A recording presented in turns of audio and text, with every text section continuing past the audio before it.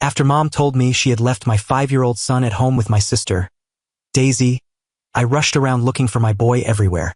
Then, as I walked past Daisy's car, this uneasy feeling hit me. I bent down and looked through the window, and what I saw inside made my blood run cold. Jacob, my son, was slumped over in the back seat. His little body wasn't moving, his face was bright red, and his hair was soaked with sweat. I quickly grabbed the door handle, but the car was locked. I tried yanking it hard, hoping the door would pop open. My heart was pounding like crazy in my chest, and all I could do was pray to God that my son would be okay. Why was my son inside Daisy's car? What the hell had happened? I just wanted to share the story I'm telling today. This is a story that proves a harsh truth. Money can change people's true nature, even those who share your own blood. Before I get into the details of the story, thank you for choosing our story today to listen to. I hope you have a peaceful day. Hello everyone, I'm Diego, 35, and I work as a business director for a real estate company in California. I'm a single dad. My wife died during the pandemic in 2020. She passed away when Jacob was just 2, leaving this emptiness inside me that nothing can fill. After my wife died, I poured all my love into my son. That little boy is the only reason I wake up every morning and keep fighting through life. Luckily, my parents live pretty close by, only about 15 miles away. They've helped me so much with taking care of Jacob over the years, and I regularly drop the little guy off with them on weekends when I need to meet with clients. My parents have 2 kids. Besides me, there's my sister Daisy. She also brings her daughter Mia to visit Mom and Dad on weekends. Daisy is 4 years younger than I am. She didn't go to college and got married pretty early. Her husband works a regular job, doesn't make much money, so their life's always been a struggle. Before, our relationship was normal, not super close, but no major conflicts either. But 2 years ago, everything changed completely. And I'm sure of one thing. I'll never forgive her for what she did to my son for the rest of my life. The family drama happened on a weekend. In October 2023, my wife had been gone for 3 years by then, and Jacob, my son, had just turned 5. That day, around 8 in the morning, I dropped Jacob off at Mom and Dad's and asked them to watch him while I met a client. Since I'm a real estate business director, meeting clients or customers on weekends is common. If a client wants to meet, I'm ready to see them at any time. The day before, I called Mom and Dad about watching Jacob, and they agreed right away. That morning, when I got to Mom and Dad's house, I noticed Daisy's car was already parked in the driveway. Mom and Dad said Daisy and Mia had been there since 7. The moment she saw me walk in, Daisy didn't look happy at all. She just glanced at me once, then turned around and walked into the living room without bothering to say a single word. That attitude bugged me a little, but I didn't think much about it since I had to focus on the upcoming important meeting. After hugging Jacob, Mom patted my shoulder and said warmly, "Don't worry, just go handle your business. We'll take care of Jacob." Dad nodded in agreement and added, "Just focus on work. Jacob can stay here all day if needed." I thanked Mom and Dad, then I bent down to hug Jacob, kissed his forehead, and told him, "Be good, okay? I'll be back in a bit." Jacob nodded, that innocent smile spreading across his face as he said to me, "Yes, Dad, I'll be good." I left feeling at peace, but the whole drive, I kept feeling restless and worried. Something about the look in Daisy's eyes made me anxious, though I couldn't explain why. I had no idea that my gut feeling would come true in the most horrific way possible. After 3 hours of meeting with clients, I got back to Mom and Dad's house around noon. The meeting went smoothly, and I brought 2 chocolate cakes with me, one for Jacob, one for Mia. After parking, I noticed Mom and Dad's car wasn't in the driveway, just Daisy's car. I walked inside and saw Mia and Daisy sitting on the couch watching TV. The second Daisy saw me, she rolled her eyes and kept watching TV. What caught my attention was that Mia looked scared. The little girl was avoiding eye contact with me in this peculiar way, and I didn't see my 5-year-old son anywhere. Walking past Mia and Daisy, I went through the house, opening doors and calling out loud, "Jacob, where are you? Dad's home. I brought you chocolate cake." I called several times, but Jacob didn't answer. At that point, I figured Jacob had gone out with my parents. Right away, I pulled out my phone and called Mom. After I asked about Jacob, Mom told me, "We left Jacob at home with Daisy. We went to the store to buy some stuff, and we're on our way back now. Hearing that, worry started building up inside me. I wondered why Mom and Dad had agreed to watch Jacob, but then left and dumped my son with Daisy. They knew damn well that Daisy and I didn't get along. I walked quickly into the living room. Standing in front of Daisy, I yelled, "Daisy, where's my son?" Daisy just sat there on the couch, eyes glued to the TV, and answered in this indifferent, cold voice, "I don't know. Maybe the kid's playing in the backyard." After she said that, I rushed around looking for my son everywhere. The backyard, the storage room, the garden corner, under tables. I called out, "Jacob, where are you?" But there was no answer from my son. And then, when I walked past Daisy's car, this uneasy feeling hit me like some invisible force was pulling me toward the car. I stepped closer, bent down, and looked through the window. What I saw inside made my blood run cold. Jacob, my son, was slumped over in the back seat. His face was bright red. His lips were cracked and dry, and his hair was soaked with sweat. His little body was motionless like a discarded doll. In that moment, the world around me collapsed. I quickly grabbed the door handle and yanked hard, but the car was locked. I kept yanking several more times, hoping the door would pop open. While trying to open the door, I screamed, my voice choking with panic. "Jacob, it's Dad. Wake up, buddy." My heart was pounding like crazy in my chest. Cold sweat poured out all over my body. All I could do was pray to God that my son would be okay. After several failed attempts at yanking the door, I raised my hand and punched the window hard. 5 punches in a row, but the glass stayed intact like it was mocking me. My knuckles started bleeding, but I didn't feel any pain. Fear had swallowed up every other sensation. I ran quickly into the house and yelled at Daisy, "Where are your car keys? Give them to me now." Daisy was still sitting motionless on the couch. Her eyes were on the TV screen, and she answered in this frighteningly indifferent voice, "Find them yourself. I don't remember where I put them." Daisy's attitude at that moment made me want to lose my mind. But I forced myself to hold back my anger because I knew saving my son was the most important thing right then. Right after that, I rushed into the storage room, where Dad kept gardening tools and sports equipment. My eyes quickly scanned the pile of stuff and stopped at a baseball bat. 10 seconds later, I charged out of the storage room with the baseball bat in my hand. Daisy saw me running out and jumped up. She screamed, "Diego, what are you doing?" Ignoring her screaming, I just kept rushing toward the door. When I got to the car, I stood right at the driver's side window. Daisy had also made it to the front porch by then. She yelled loudly, her voice panicked, "Diego, stop. The car keys are right here." But it was too late. I swung the bat hard at the windshield. Just 2 swings and the glass shattered, pieces flying everywhere. I reached my hand inside, not bothering with the cuts on my arm, and hit the button to unlock the car doors. After the car doors were unlocked, I threw the bat to one side, rushed to the back seat, opened the car door, and lifted Jacob out of that mobile oven. My son was in terrible condition. His skin was burning hot like he had a high fever. His breathing was weak, shallow, and rapid. His lips were cracked and dry, his eyes were squeezed shut, and his whole body was drenched in sweat but showing signs of severe dehydration. The little boy went limp in my arms like a wilted flower. My heart felt like someone was crushing it. My voice choked as I said to him, "Jacob, Dad's here. Open your eyes. Jacob, Dad's here. Don't leave me. I'm begging you." Hearing what I said, Jacob slowly opened his eyes. His eyes were dull. It took him a moment to recognize me.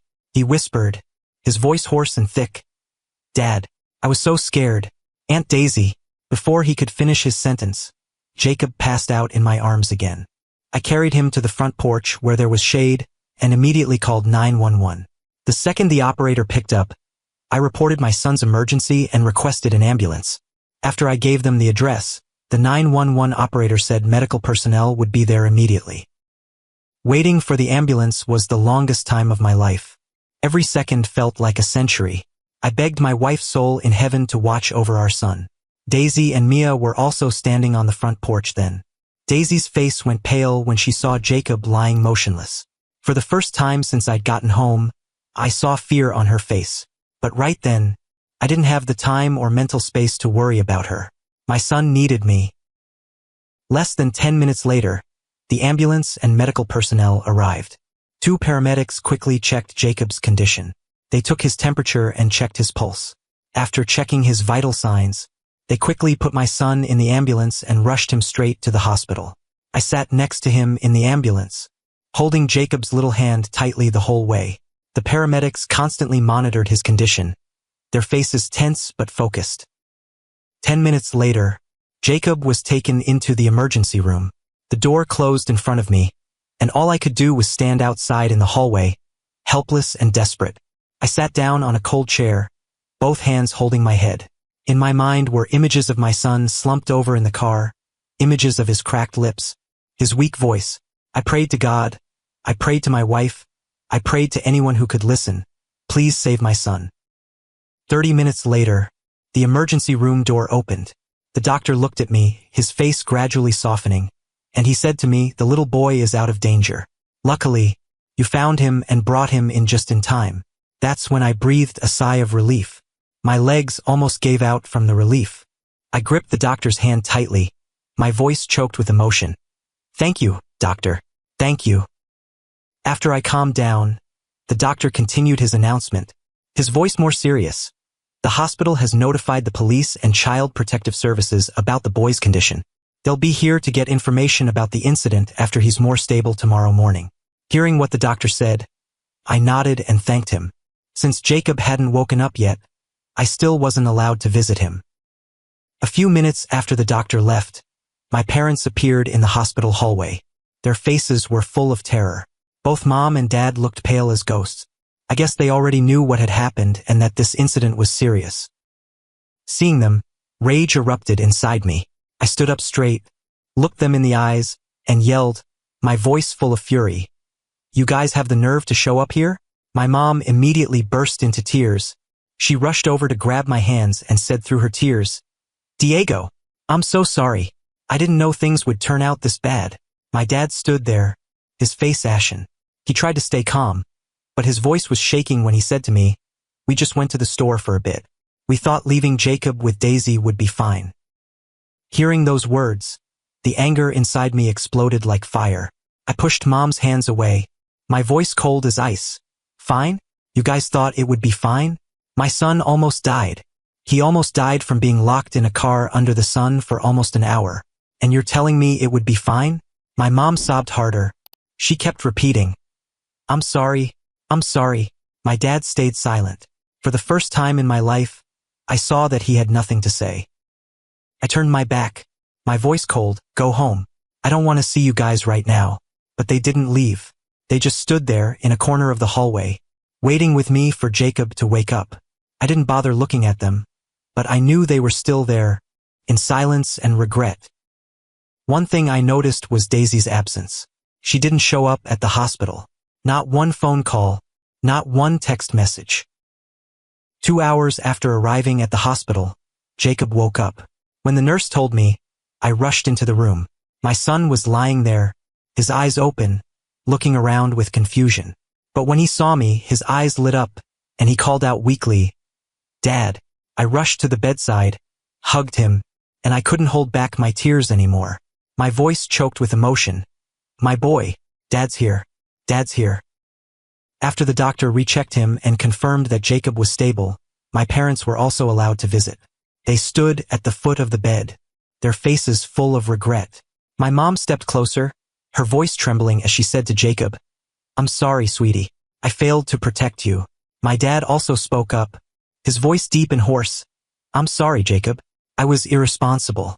I also bent down, looked into my son's eyes, my voice full of guilt. "Dad's sorry, son. Dad wasn't there for you when you needed me." Jacob looked at me, his eyes still showing fear. His voice was small when he said to me, "Dad, I was so scared. Aunt Daisy locked me in the car." Jacob's words shocked everyone in the room. My mom covered her mouth. My dad stood there, his body like stone. I tried to stay calm, stroked his hair, and said gently, "Don't worry. Dad's here now. You rest some more. You don't need to tell us everything right now." Jacob nodded, his eyes gradually closing from exhaustion. When he was asleep, my dad stepped next to me. His voice was shaking but full of determination. "If Daisy did this, I won't let it slide. Even if she's my daughter, I won't forgive her. I looked at Dad, but didn't say anything. I was too exhausted to argue or blame anyone anymore. Right then, the only thing that mattered was that my son was safe. That night, all of us stayed at the hospital to take care of Jacob. I sat by his bed, holding his hand tightly all night. My parents sat in chairs in the room. Nobody said a word to anyone, but the atmosphere was so heavy you could cut it with a knife. The next morning, around 8 o'clock, 2 police officers and a worker from Child Protective Services walked into Jacob's special care room. A female worker named Sarah from CPS, with a gentle and patient voice, said to me, "We need to take a statement from Jacob about what happened. You can stay beside him throughout the process." After I encouraged him, Jacob bravely told them everything. His voice was still shaking, but he tried to explain every detail clearly.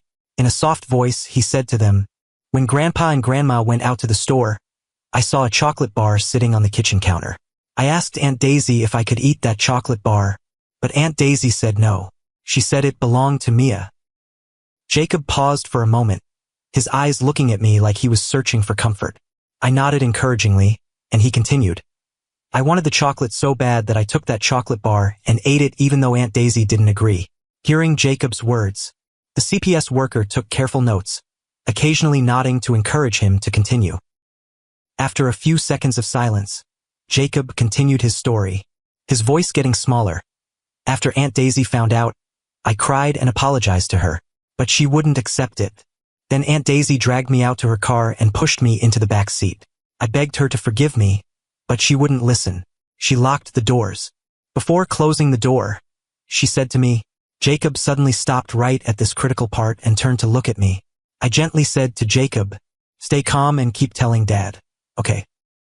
Jacob nodded, then said, "Aunt Daisy said, you need to be taught a lesson. Your dad has spoiled you way too much." Hearing this, my mom broke into sobs. She had to cover her mouth with her hand to keep from crying out loud. As for my dad, his hands clenched into fists. His face was red with anger. I wasn't doing much better. Every word my son said was like a knife stabbing into my heart. If I weren't busy taking care of Jacob, if the police weren't here, I would definitely rush to Daisy's house and give her what she deserved. After a few seconds of silence to regain his composure, Jacob continued. His voice was weak and broken. I sat in the car. The temperature went up really fast. I cried loudly and banged on the windows, but nobody opened the door. I called for Aunt Daisy, but she didn't come out. I got so tired and so hot. I don't remember what happened after that. I remember when I woke up, I was lying on a bed with doctors examining me. After hearing everything Jacob told us, the room fell into silence. I hugged my son tightly, trying to hold back the rage boiling inside me. My mom was crying silently, while my dad stood there like a statue, but I could see his body shaking with fury. After Jacob's statement, the police and CPS worker proceeded to take statements from my parents and me right there in that room. I told them everything from when I got home, found Jacob in the car, to when I rushed him to the emergency room. My parents also told their part. They admitted they went to the store and left Jacob at home with Daisy without asking for my opinion. After hearing everything, the CPS worker looked at my parents with serious eyes. She said to them, "You two will also be involved in this case because you accepted responsibility for watching the boy, but then abandoned him, which allowed Daisy to harm him." My parents didn't try to dodge responsibility at all. My dad stood up straight, his voice deep but clear. "We're ready to accept all responsibility, including going to jail. We ask for one thing. Don't ban us from seeing our grandson." My mom also nodded, tears still flowing as she said, "We know we were wrong. We accept any punishment." Seeing my parents admit their fault, I felt a little moved inside. At least they were just careless. They didn't have malicious intent to hurt my son, unlike Daisy, who deliberately locked my son in the car as punishment. After getting all of our statements, the police and CPS prepared to leave. Before leaving, one of the 2 officers looked at me with understanding but serious eyes. He said to me, "I understand you're outraged, but I have to ask you not to take any revenge actions against Daisy. If events happened exactly as we've documented, she'll pay for her actions in court." Even though I really wanted to get revenge on Daisy, I knew the cop wasn't joking around. I also didn't want Jacob to have a father sitting in prison. And worse, if I went to jail, I'd lose custody of my son. Right then, I forced myself to stay calm, swallowing the rage boiling inside me. I had no idea that in just a few days, someone would teach Daisy a lesson she'd remember for the rest of her life. 2 days later, the CPS worker came back to the hospital to document information about Jacob's health condition. Sarah, the CPS worker I'd met before, said that she and the police had gone to Daisy's house to take her statement. She sat down next to Jacob's bed, where he was sleeping, and said quietly to me, "Diego, I want to update you on the progress of the case." I nodded, preparing myself for what I was about to hear. Sarah continued, "At first, Daisy denied everything. Since your parents' house doesn't have security cameras, she blamed Jacob, saying that the little boy had gotten into the car to play by himself and locked himself in. She even accused you of being behind it and of directing Jacob to lie. She made up this story that you always hated her, so you did this to get revenge." I couldn't say a word when I heard what Sarah was telling me. Anger and disgust rose inside me. How could someone use an innocent child and then turn around and blame that very child? But what Sarah said next surprised me. Her voice softened a little. However, those lies were exposed by an unexpected witness. I looked at her, waiting. Sarah said, "Mia, Daisy's 7-year-old daughter, told the police that her mom was lying." My heart seemed to skip a beat. Mia, that little girl, had stood up to tell the truth even though she knew it would hurt her own mother. Sarah continued, and what Mia told us matched exactly what Jacob had said. Mia confirmed that her mom had locked Jacob in the car after Jacob ate the chocolate bar. The little girl even said she tried to beg her mom to let Jacob out, but Daisy wouldn't listen. Hearing those words, complex emotions surged through me. Part relief that the truth had been revealed. Part heartbreak for Mia, a 7-year-old who had to testify against her own mother. And part rage at Daisy, who had put her own daughter in that situation. Before leaving, Sarah told me the criminal trial will happen soon. Jacob will get justice. I promise you that. And I still have to remind you, don't take revenge actions against Daisy. Let the law handle it. Sitting in Jacob's care room, watching my son sleep peacefully, I felt relieved that the truth had been exposed. But the pain and fury were still there, smoldering like hot coals under ash. After 4 days in the hospital, Jacob fully recovered, and we were able to go home. My parents came to pick us up that day, but instead of taking us home as I thought, they turned in a different direction. I recognized the road leading to Daisy's house. After parking in front of Daisy's house, Dad got out and brought a large bag with him. I didn't know what Dad had brought inside. He just looked at me with determined eyes and said to me, "You and Jacob follow me into the house. Let me handle everything." When Daisy saw us show up, her face went pale. She stood at the door, mouth open, but couldn't say a word. Without waiting for her invitation, my parents just walked straight into the living room. I led Jacob by the hand behind them. In the living room, Dad put the bag on the table and opened it. Inside were tons of chocolate bars. I estimated it had to be almost 200 bars. He turned the bag upside down, and chocolate bars poured out onto the table, forming a high pile. Dad looked straight at Daisy's face, his voice cold as ice. "Eat all of this chocolate." After hearing Dad's demand, Daisy's face went pale. She stammered, her voice shaking. "Eat all of it? How can I possibly eat all of it?" Dad's voice hardened. "You were willing to lock Jacob in a car over one chocolate bar and almost killed him. Now I bought chocolate for you to eat. Eat all of it." Daisy was now crying and begging, "Dad, I can't eat all of them. Please, Dad." My mom stepped in then. I thought she'd defend Daisy like always, but I was wrong. She pointed her finger at Daisy's face, her voice cold. "If you don't eat, then from now on don't call us Mom and Dad anymore." Mom's words made Daisy cry even harder. She collapsed, fell to her knees in front of my parents, tears streaming down her face. And then, her trembling hands picked up chocolate bars one by one and started eating. My dad stood there. He kept yelling, "Eat faster. I bought almost 200 chocolate bars for you. Eat all of them." Daisy was crying while eating. After about 30 bars, she couldn't eat anymore. Her face was green, and she looked like she was about to throw up. Dad kept yelling, "Keep eating. There's still plenty left." Daisy replied, her voice choking between sobs. "Dad, I was wrong. I was wrong. I can't eat anymore." Right then, Mia ran out of the bedroom. The little girl ran to my dad, her eyes red and puffy, her small voice pleading, "Grandpa, please forgive my mom. My mom knows she was wrong." My dad looked down at Mia. His face softened a little. He bent down to pat the little girl's head, then hugged Mia and didn't say anything more. The room fell into silence. Only Daisy's sobbing echoed. About 5 minutes later, my dad stood up. He looked at Daisy with eyes full of pain mixed with disappointment, and he said to her, "I'm sorry, but from now on, you're not my daughter anymore." Daisy lifted her head, her eyes swollen from crying. Dad continued, "From the time I walked in until now, you haven't apologized to Jacob once. What I needed wasn't for you to eat chocolate.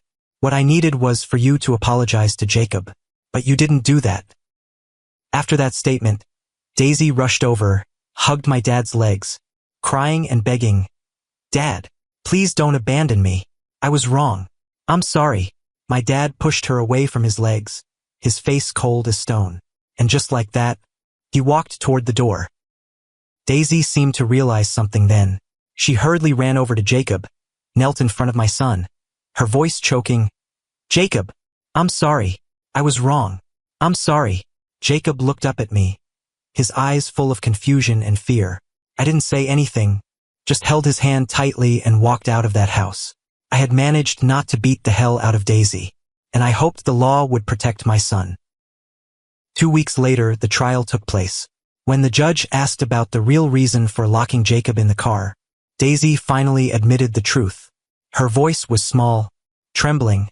"I did it to get revenge on my brother." The entire courtroom fell silent. A few seconds later, the judge asked, "Revenge for what?" Daisy hung her head, her voice choking. 2 months ago, I asked him to lend me $120,000, but he refused." The judge looked at her with disbelief. As for me, hearing those words made me sick to my stomach. I had that money, but I couldn't lend it because that money was what I planned to use for Jacob's future, for his education, for his life later on. And because I refused, Daisy took her anger out on my innocent child. After reviewing all the evidence and testimony, the judge delivered the verdict. Daisy was guilty of intentionally harming a child and putting a child in life-threatening danger. The judge sentenced Daisy to 12 years in prison. Additionally, Daisy had to pay Jacob $200,000 in compensation, including medical costs, psychological trauma treatment costs for Jacob, and emotional damage compensation. After the judge announced the sentence, Daisy was led away. As she passed where I was sitting, she looked at me with eyes full of regret, but I turned my face away. I had nothing more to say to her. Besides Daisy, my parents also faced consequences. The judge declared that because they were irresponsible when they agreed to watch Jacob and then abandoned him, they were banned from contact with Jacob for 1 year. Additionally, they had to attend classes about childcare responsibility. My mom cried when she heard that verdict. My dad just nodded in acceptance, his face pained, but he said nothing. Leaving the courtroom, I didn't feel sad at all. I only felt relief that justice had been served. My son had been protected. More than 2 years have passed since that fateful day. Jacob is 7 years old now. The little boy has gone through many therapy sessions to overcome his trauma. At first, Jacob was scared whenever he saw cars, especially black cars like Daisy's.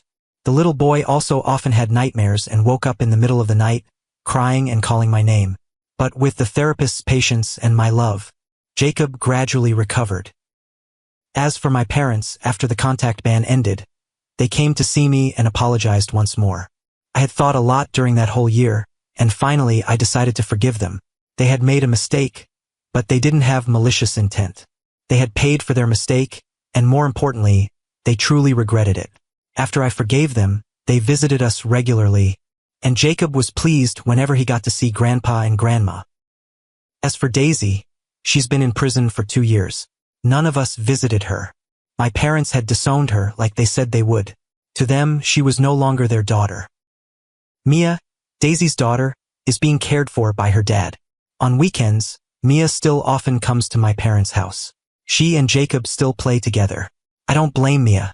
She's just an innocent child, and more than that, She bravely told the truth to save Jacob. Through this story, I have some advice for you guys. First, teach your kids how to protect themselves from a young age. Teaching kids how to unlock car doors from the inside is a survival skill that every child 3 and older needs to know. Second, never leave your child alone in a car, not even for a minute. The temperature inside a vehicle can rise quickly, becoming life-threatening. Finally, be careful when leaving your child with others, even relatives, to care for. Never assume that relatives will love and protect your child. When I tell this story to people, many have supported me.